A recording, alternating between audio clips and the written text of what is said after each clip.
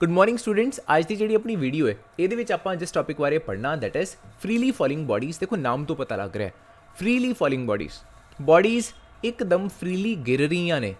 एक simple example देना, let suppose कोई बिल्डिंग है या कोई टावर है, कुछ भी आप कंसिडर कर लें right. Let suppose this is a building and ये उपर तुसी इत्थे खड़े हो राइट, एंड तुहाडे हैंड दे विच इत्थे कुछ भी एक सॉलिड ऑब्जेक्ट है। लेट सपोज एक बॉल है, for the sake of simplicity आप मन लें right.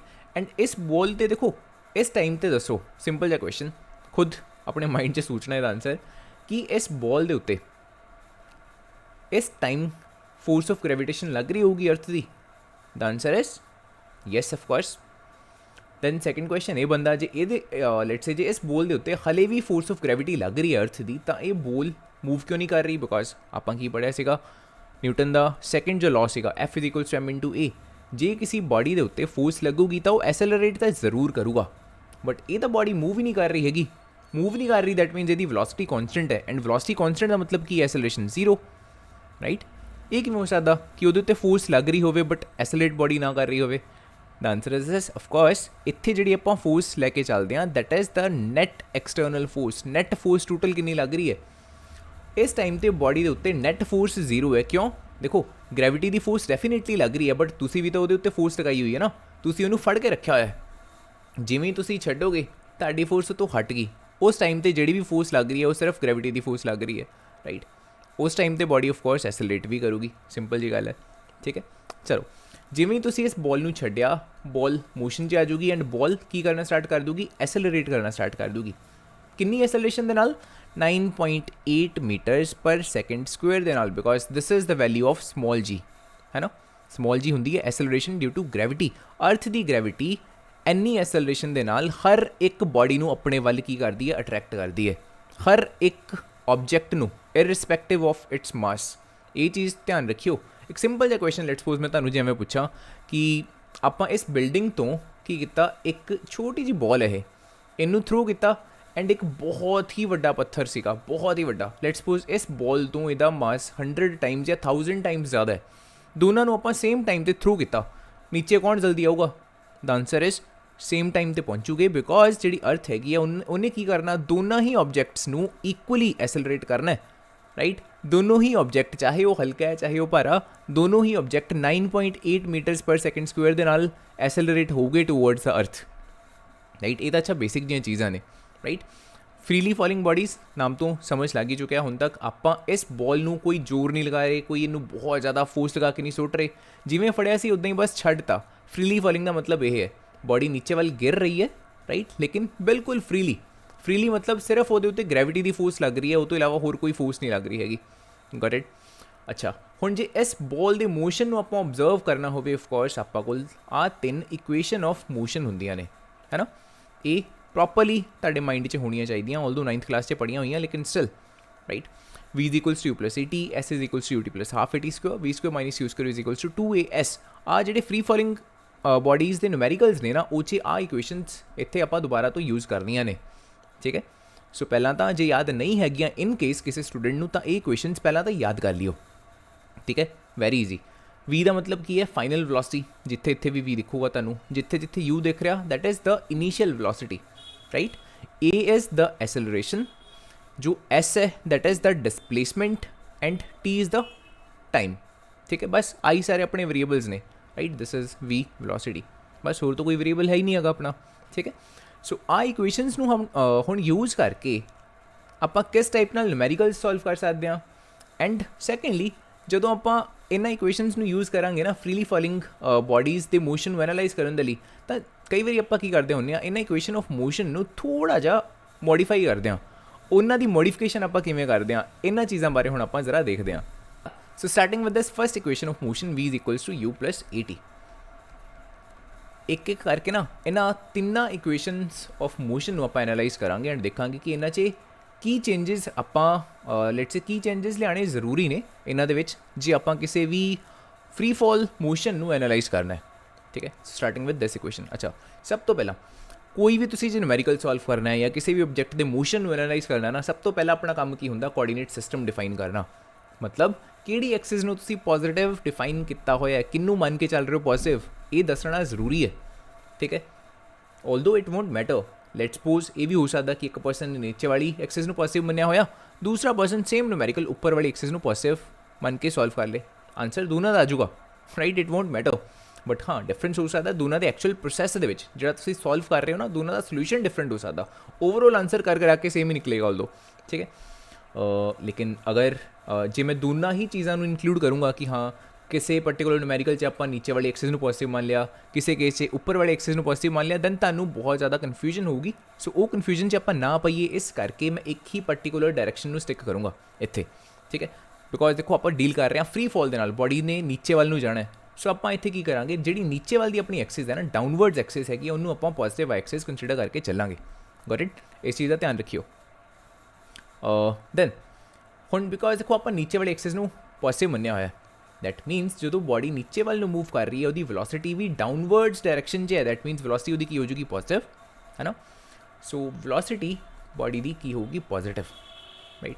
What about the acceleration, acceleration का किमें पता लगूगा पॉजिटिव होगी या नेगेटिव होगी। अच्छा ये गल बाद चो करते हैं, पहला देखो आ दसो जो बॉडी नीचे आ रही है स्पीड अप हो रही है या स्लो डाउन हो रही है। ऑफकोर्स की होगी वो स्पीड अप होगी, जिमें जिमें बॉडी नीचे वाल आती है, तुम जो किसी बॉडी में थ्रू करते हो या छड़ देंगे हो ग्रैविटी के एक्शन के नाल अपने आप जो नीचे जाती है, तो बॉडी की होंगी है हौली हौली हौली फास्ट हो रही होंगी है, it gets faster, right. So it will speed up.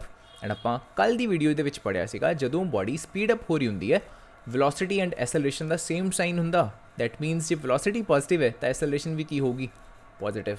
ये सारी चीज़ों के बारे आपको इत्थे पता है ना। चलो हुण आप आने ये v is equals to u+at आप लिखा होया।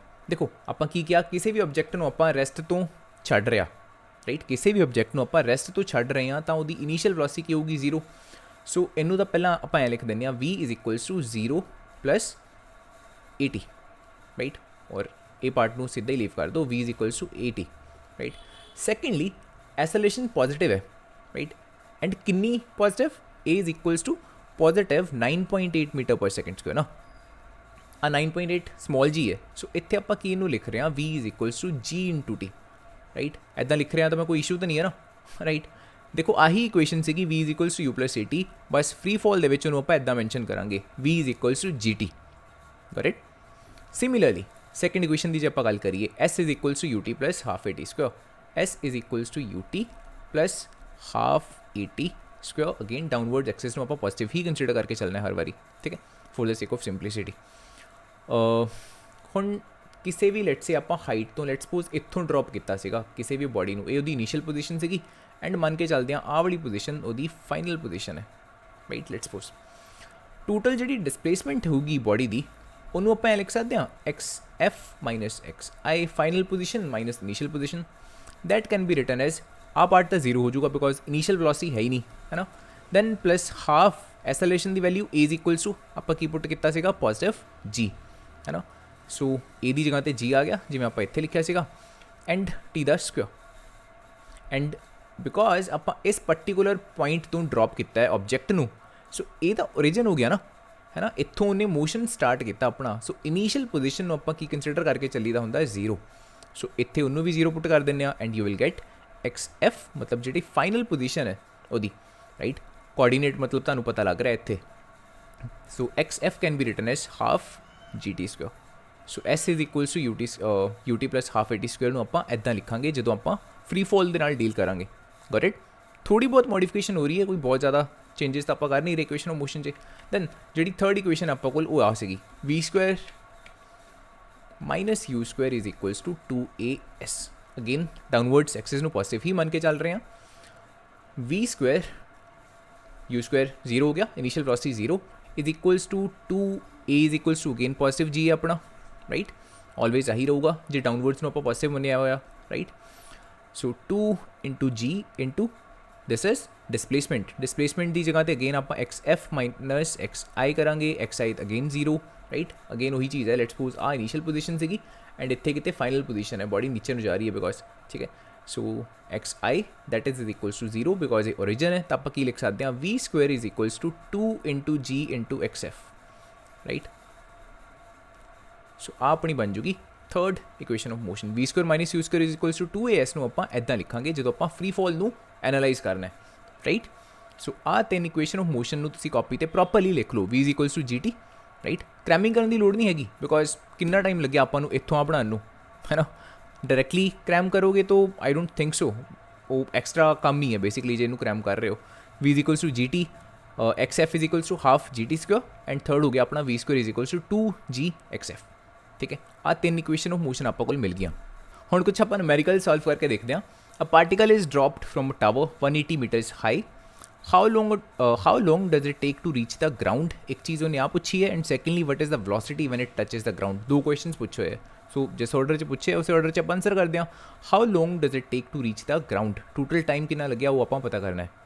ठीक है, सो देखो किहड़ियां इक्वेशन ऑफ मोशन ने जिस टाइम आंदा, या तो v is equals to u plus a t, right, या फिर s is equals to u t plus half a t square. आ दो ही इक्वेशन ऑफ मोशन ने। V square minus u square is equals to 2s तो time आंदा नहीं, सो वो अपने किसी काम की नहीं है वो वाली इक्वेशन। इस पार्ट में एटलीस्ट सॉल्व करने लिए, है ना। सो इस पार्ट में सॉल्व करने लिए या तो आपको यदी रिक्वायरमेंट है या आपको यदी रिक्वायरमेंट है। बाकी वेरिएबल्स देखते हैं किहड़े नोन ने किहड़े अननोन ने। कि आपको फाइनल वेलोसिटी पता है फिलहाल बिल्कुल नहीं देख रहे, वो भी अननोन क्वांटिटी है। What is the velocity when it touches the ground, आपको तो फाइनल वेलोसिटी भी नहीं पता हैगी। दैट मीनस जी फस्ट इक्वेशन ऑफ मोशन है ये भी अपने किसी काम की नहीं हैगी इत्थे, राइट। सो आप किस इक्वेशन ऑफ मोशन यूज़ करांगे इत्थे, s is equals to u t plus half a t square. और जिवें आप इनू मॉडिफाई किया सीगा, x f is equals to u t तो 0 हो जाऊगा and half g t square. ये इक्वेशन ऑफ मोशन अपनी बन जाती है इत्थे।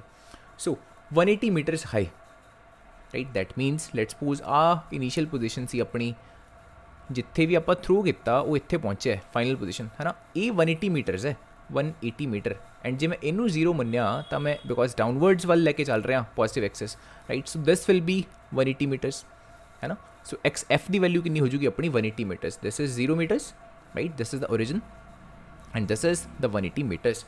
सो पुट कर दो बस, 180 meters is equals to half into g although 9.8 meters per second square होंगे, बट कदे कदे सिंपलिसिटी के लिए उन्होंने आप 10 लैके चलते होंगे। जो न्यूमेरिकल च गिवन है दैन 10 लैके चलना है, अदरवाइज 9.8 ही कंसीडर करो उन्होंने। ठीक है, 9.8 into time the square, time आप कैलकुलेट करना है ना। How long does it take to reach the ground, नीचे पहुँचने कितना टाइम लगेगा, इनू आप ऐसा रखते हैं, राइट। सॉरी जी 10 गिवन सी ना, हाँ, 0 नाल 0 कैंसल आउट, राइट। 2 अपना इतने जाके मल्टीप्लाई हो जाऊगा, will get 36 is equals to t square. बस अंडर रूट कर लेने, t is equals to 6 seconds. Got it, ये हो गया अपना फर्स्ट पार्ट। सैकेंड पार्ट देखते हैं हम की कह रहा, what is the velocity when it touches the ground.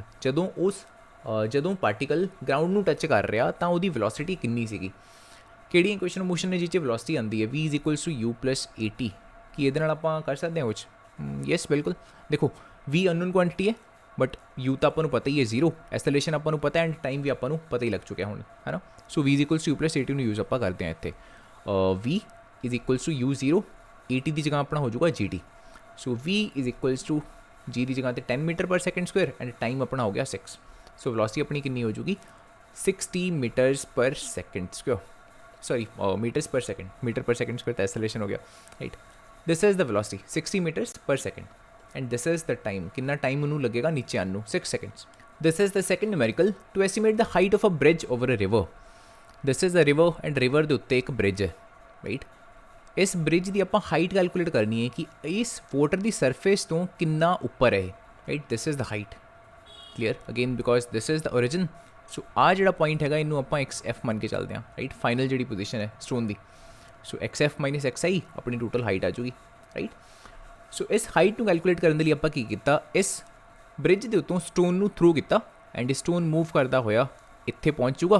कितना टाइम लै रहा वो आपको गिवन है, it takes 2 seconds to reach the water surface. Height आप कैलकुलेट करनी है सिर्फ इतों, देखते हैं अगेन लेट्स सी किहड़ी इक्वेशन ऑफ मोशन अपने काम की है। देखो हाइट कैलकुलेट करनी है तो v is equals to u plus a t अपने किसी काम की नहीं हो, हाइट तो आ ही नहीं रही, है ना। एक्स एफ तो आ ही नहीं रहा because next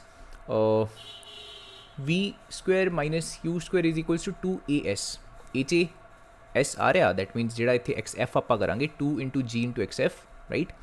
but the problem is this, आपको फाइनल वेलोसिटी नहीं पता। सो आ वाली इक्वेशन ऑफ मोशन भी अपने किसी काम की नहीं हैगी। किहड़ी इक्वेशन ऑफ मोशन बच गई अपनी, s is equals to u t plus half a t square, या फिर इनू आप मॉडिफाई करके की लिखा सीगा, x f is equals to a part हो गया 0 half g t square, right. So half GT square. ਇਸ ਇਕੁਏਸ਼ਨ ਨੂੰ ਆਪਾਂ ਯੂਜ਼ ਕਰਦੇ ਹਾਂ।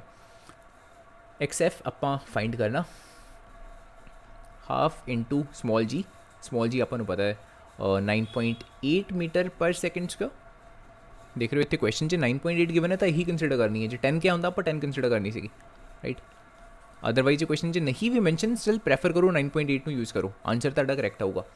ਟਾਈਮ ਦਾ ਸਕੁਅਰ, ਟਾਈਮ ਕਿੰਨਾ ਗਿਵਨ ਹੈ 2 ਸੈਕਿੰਡ, 2 ਸੈਕਿੰਡ ਦਾ ਆਪਾਂ ਸਕੁਅਰ ਕੀਤਾ, ਸੋ 4 ਸੈਕਿੰਡ ਸਕੁਅਰ ਹੋ ਗਿਆ ਆਪਣਾ, ਹੈ ਨਾ। 2 ਸੈਕਿੰਡ ਦਾ ਬਿਕੋਜ਼ ਇੱਥੇ ਟੋਟਲ ਦਾ ਸਕੁਅਰ ਕੀਤਾ ਤਾਂ ਯੂਨਿਟ ਦਾ ਵੀ ਸਕੁਅਰ ਹੋਊਗਾ, ਇਹ ਤਾਂ ਇਸ ਚੀਜ਼ ਦਾ ਧਿਆਨ ਰੱਖਿਓ।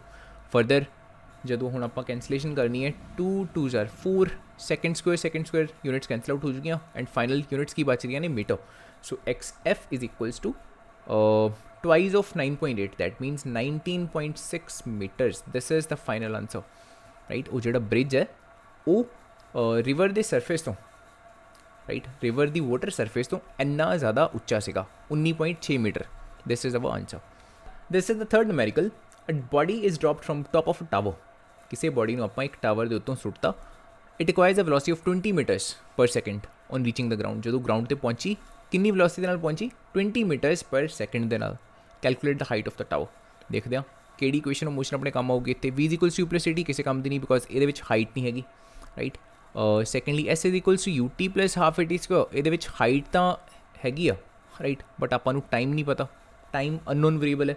ਸੋ ਇੱਕੋ ਇਕੁਏਸ਼ਨ ਆਫ ਮੋਸ਼ਨ ਬਚ ਰਹੀ ਹੈ, that is V square minus U square is equals to 2AS, ਜਾਂ ਫਿਰ ਜਿਹਨੂੰ ਆਪਾਂ ਮੋਡੀਫਾਈ ਕਰਕੇ ਕੀ ਲਿਖਿਆ ਸੀਗਾ, V square is equals to 2 into G into XF, 2 into G into XF, right. ਚਲੋ ਹੁਣ ਇਹਦੇ ਨਾਲ ਆਪਾਂ ਡੀਲ ਕਰਦੇ ਹਾਂ। ਜਿਹੜੇ ਇਕੁਏਸ਼ਨ ਜਿਹੜੇ ਵੇਰੀਏਬਲਸ ਆਪਾਂ ਨੂੰ ਪਤਾ ਨਹੀਂ ਉਹਦੀ ਵੈਲਿਊਜ਼ ਨੂੰ ਪੁੱਟ ਕਰਦੇ ਹਾਂ। ਫਾਈਨਲ ਵੈਲੋਸਿਟੀ ਆਪਾਂ ਨੂੰ ਪਤਾ ਹੈ 20 metres per second. So 20 metres per second ਦਾ ਹੋ ਜਾਏਗਾ total square, that is equals to 2 into small g ਉਹਨੇ ਕਿਹਾ 10 ਮੀਟਰਸ ਪਰ ਸੈਕਿੰਡ ਸਕੁਅਰ ਲੈ ਲਓ। So 10 meter per second square and ਜਿਹੜਾ ਅਨਨੋਨ ਵੇਰੀਏਬਲ ਹੈ XF, total height. Got it. So 10 2s are 20, ਇੱਥੇ 20 ਦਾ ਸਕੁਅਰ ਪਿਆ ਆਪਾਂ ਕੋਲ, ਦੈਟ ਮੀਨਸ ਇਹ ਕਿੰਨਾ ਹੋ ਜਾਏਗਾ 400 ਬਾਈ 20, ਹੈ ਨਾ। ਆਹ 20 ਉੱਧਰ ਜਾਊਗਾ ਤਾਂ ਡਿਵਾਈਡ ਹੋ ਜਾਊਗਾ। So this will be in the metres, because ਇਹ ਆਪਾਂ ਕੋਲ ਟੋਟਲ ਹਾਈਟ ਦੇ ਰਿਹਾ। So that will be the XF। ਬਸ ਕੈਲਕੂਲੇਟ ਕਰੋ 40/2, that is 20. So height of the tower, that is 20 meters. Got it? काफ़ी ईजी ने न्यूमेरिकल्स, राइट। ਇਹਦੇ ਵਰਗੇ ਹੀ ਮਿਲਦੇ ਜੁਲਦੇ न्यूमेरिकल्स ਕੁਝ ਮੈਂ ਤੁਹਾਨੂੰ ਦਊਂਗਾ। ਇੱਕ ਅੱਧਾ न्यूमेरिकल ਹੋ ਸਕਦਾ ਜਿਹੜਾ ਥੋੜਾ ਜਿਹਾ ਟ੍ਰਿਕੀ ਹੋਵੇ, ਟਰਾਈ ਕਰਿਓ ਖੁਦ ਤੋਂ। ਜੇ ਸੋਲਵ ਹੋਊਗਾ ਵੈਲ ਐਂਡ ਗੁੱਡ, ਅਦਰਵਾਈਜ਼ ਮੈਂ ਹਿੰਟ ਦਊਂਗਾ। ਅਦਰਵਾਈਜ਼ ਜੇ ਸਟਿਲ ਨਹੀਂ ਹੁੰਦਾ ਹਿੰਟ ਤੋਂ ਬਾਅਦ ਮੈਂ ਉਹਦਾ ਸੋਲੂਸ਼ਨ ਤੁਹਾਨੂੰ ਸੈਂਡ ਕਰ ਦੂੰਗਾ, ਠੀਕ ਹੈ। ਬਾਕੀ ਮੋਸਟਲੀ न्यूमेरिकल्स ਜਿਹੜੇ ਮੈਂ ਤੁਹਾਨੂੰ ਸੈਂਡ ਕਰੂੰਗਾ ਐਜ਼ ਐਨ ਅਸਾਈਨਮੈਂਟ, ਮੋਸਟਲੀ ਇੱਦਾਂ ਦੇ ਹੋਗੇ ਮਿਲਦੇ ਜੁਲਦੇ, ਰਾਈਟ। ਕਾफ़ੀ ਈਜ਼ੀ।